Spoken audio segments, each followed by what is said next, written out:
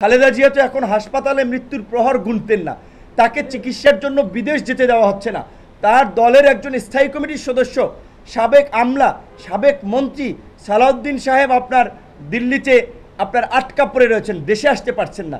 তাদের সাথে যদি ভারতের এরকম সম্পর্ক থাকতো তাহলে তো তারা প্রধানমন্ত্রীর মতো আপনার ক্ষমতা ভোগ করতে পারতেন, সরকারে যেতে পারতেন। আমরা কৃষক, শ্রমিক, সাধারণ মানুষের সন্তান, আমরা কারোর সাথে কম্পেয়ার করি না। নিজের যোগ্যতায়, মেধায় আজকে রাজনীতিতে জায়গা তৈরি করেছি। বাপদাদা স্বামীর কোঠায় আমরা রাজনীতিতে আসি নাই। তো আজকে আপনাদের যদি প্রকৃত অর্থে চ্যালেঞ্জ নেওয়ার সক্ষমতা থাকে, একটা অবাধ, সুষ্ঠু, নিরপেক্ষ নির্বাচন দিয়ে দেখেন।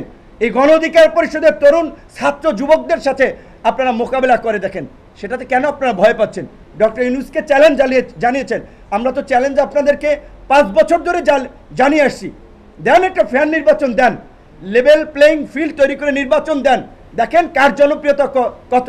আপনি জাতির পিতার কন্যা, আপনি একাধিকবারের প্রধানমন্ত্রী, আপনাকে বিএনপির একজন নেতা সাদেক হোসেন খোকাই ঢাকা থেকে হারিয়ে দিয়েছিল, সেই কথা নিশ্চয়ই আপনার মনে আছে। তো কাজে এত চ্যালেঞ্জ দিয়েন না, মানুষকে এত তুচ্ছ তাচ্ছিল্য করেন না। দেশকে মুক্তি দিন, দেশের মানুষকে মুক্তি দিন, আল্লাহর হস্তে সুষ্ঠু নির্বাচন দিয়ে বিদায় নিন।